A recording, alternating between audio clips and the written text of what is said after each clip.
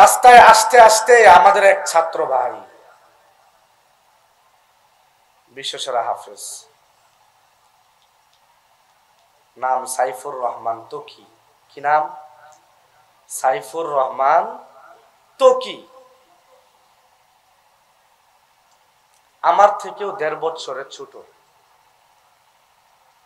আমার থেকেও ১.৫ বছরের ছোট। গত ১ সপ্তাহ আগে তার ডেঙ্গু জ্বর হয়েছে, লাইফ সাপোর্টে আছে।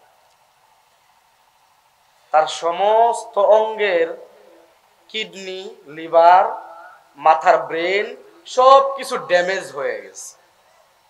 ডাক্তাররা বলছে এখন আর আমাদের হাতে কিছু করার নাই, শুধুমাত্র অপেক্ষা কখন চলে যাবে।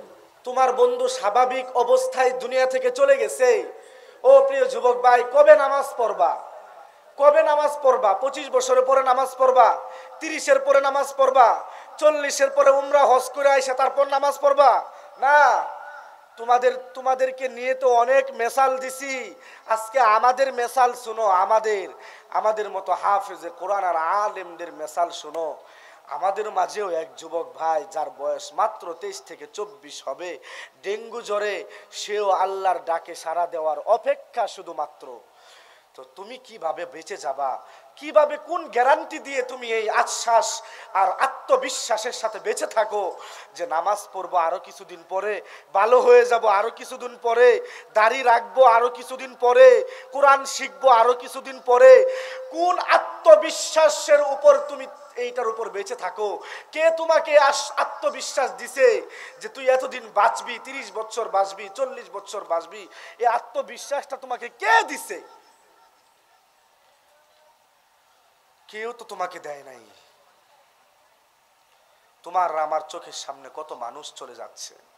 জীবনটাকে পাল্টাও, জীবনটাকে পাল্টাও প্রিয় ভাই, জীবনটাকে এখন পাল্টানোর প্রয়োজন। আর কত এইভাবে থাকবা? আর কতদিন এরকম ভাবে তোমার ফজর কাজা হবে?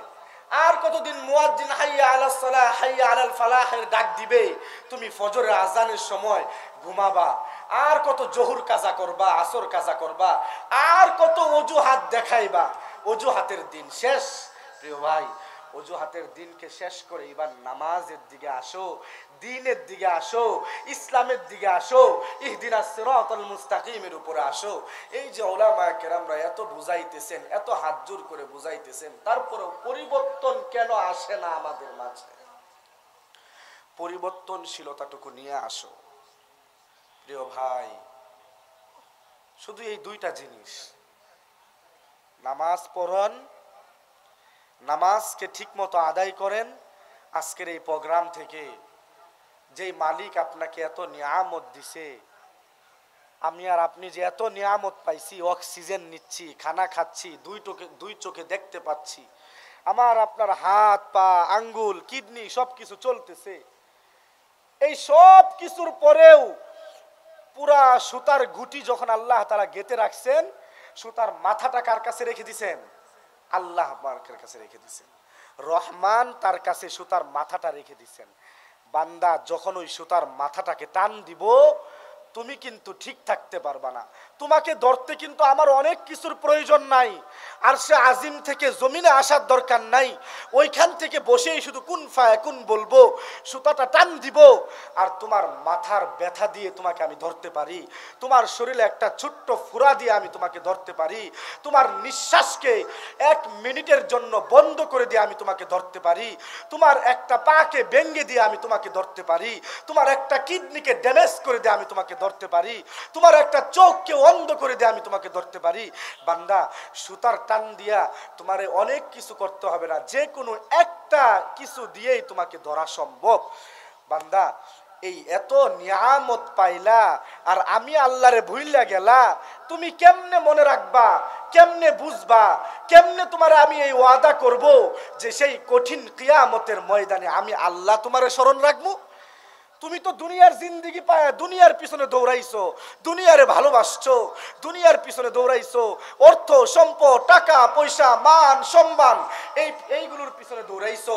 আমি আল্লাহ তোমার বলছি ওয়ামান আরাদা আন যিকরি ফাইন্না লাহু মাঈশাতান দানকা ওয়া নাহশুরুহু ইয়াওমাল কিয়ামাতি আ'মা ক্বালা রাব্বি লিমা হাশারতানি আ'মা ওয়া ক্বাদ কুনতু বাসীরা ক্বালা কাযালিকা আতাতকা আয়াতুনা ফানাসিতাহা ওয়া কাযালিকা বান্দা দুনিয়ার এই 50-60 বছরের জিন্দেগি পায়া আমি আল্লাহরে ভুলে গেলা, মনে রাখো আমি আল্লাহও কিন্তু কিয়ামতের ময়দানে তোমারে ভুলে যাবো। একটু হিসাবটা মিলান তো। দুনিয়ার জিন্দেগিতে 20 সালে করোনা হয়েছিল না? হ্যাঁ হয়েছিল। আপনাদের এলাকায় কারো হয়েছিল করোনা? হয় নাই? এমন ভাবে বলতেছেন মনে হয় কারো হয় নাই। কারো না হইলে তো ভালো, আপনারা খুব বুজুর্গ মানুষ, এলাকার মানুষ মনে হয় ভালো আলহামদুলিল্লাহ। আর কারো যদি হয়ে থাকে তো তার গোষ্ঠীর সাথে একটু হিসাবটা মিলায় দেখেন। এক রুমে বাবা ছিল আর এক রুমে মা ছিল, এক রুমে অর্ধাঙ্গিনী ছিল আর এক রুমে আপনি ছিলেন। সন্তান আপনার সাথে দেখা করে না, আপনার করোনা হয়েছে। আরে এটা তো করোনা ছিল, এর চাইতেও কোটি কোটি গুণ করুণ পরিস্থিতি হবে কিয়ামতের ময়দানে। কেউ চিনবে না। ইয়াউমা ইয়াফিরুল মারউ মিন আখি ওয়া উম্মিহি ওয়া আবি ওয়া সাহিবাতিহি ওয়া বানি লিকুল্লি ইমরিইম মিনহুম ইয়াউমা ইযিন শা'নু ইউগনি। কেউ আপনাকে চিনবে না। একটু হিসাবটা মিলান।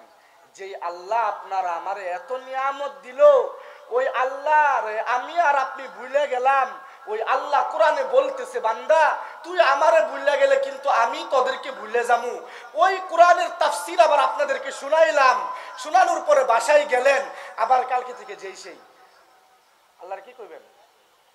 আল্লাহ কোনো আলেম তো বলে নাই। আয়াতের যে তাফসীর আছে যে আপনারা আমি ভুলে গেলে আপনি আমারে ভুলে যাবেন, এই আয়াতের তাফসীর তো দুনিয়া থাকতে শুনি নাই। এটা বলতে পারবেন না? লিমানিল মুলকুল ইয়াউম লিল্লাহিল ওয়াহিদিল কাহ্হার। সেই দিন আমার রাসূল ছাড়া কেউ তার সামনে কথা বলার সাহস পাবে না। সেই দিন কথা বলার কোনো সুযোগ নাই। সেদিন চোখ নিচ দিয়ে রাখতে হবে, তার সাথে কথা বলার কোনো চান্স নাই। তার কহারত দেখে পুরা কিয়ামতের ময়দান থরথর করে কাঁপতে থাকবে। শুধু আমার রসুল কথা বলতে পারবেন। যেই রসুল বলছেন আমার সুন্নত তরিকার উপরে চলো, নামাজ পড়ো। রসুল বিদায় হজের ভাষণেও বলছেন, যখন তিনি দুনিয়া থেকে চলে যাবেন তখনও বলে গেছেন নামাজ পড়ো, আত্মীয় স্বজনের সাথে ভালো ব্যবহার করো। আর আমি আর আপনি আত্মীয় স্বজনের সাথে ভালো ব্যবহার করি না, নামাজও পড়ি না।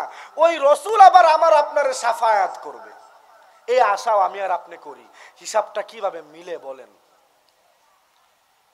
প্রিয় ভাইরা, আজকের এই মাহফিল থেকে উলামা কেরামদের বয়ান তখনই কাজে লাগবে যখন আমি আর আপনি দুই একটা কথা আগামীকালকে থেকে নিজের আমলে নিয়ে আসব। তার মধ্যে আমি আপনাদেরকে হাত জোর করে দুইটা কথা বলে গেলাম। এক নাম্বার হলো আগামীকালকে থেকে আমরা প্রত্যেকেই নামাজ পড়ার চেষ্টা করব। পারবো তো ইনশাআল্লাহ? আর মা বাবাকে আর কষ্ট দিব না, যতদিন পাইবো মা বাবার খেদমত করবো। পারবো তো ইনশাআল্লাহ? এই দুইটা হলো আপনাদের প্রতি আমার নসিহত, অনুরোধ, বয়ান।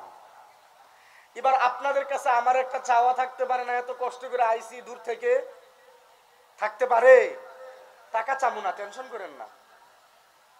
আমার চাওয়া কি থাকতে পারে?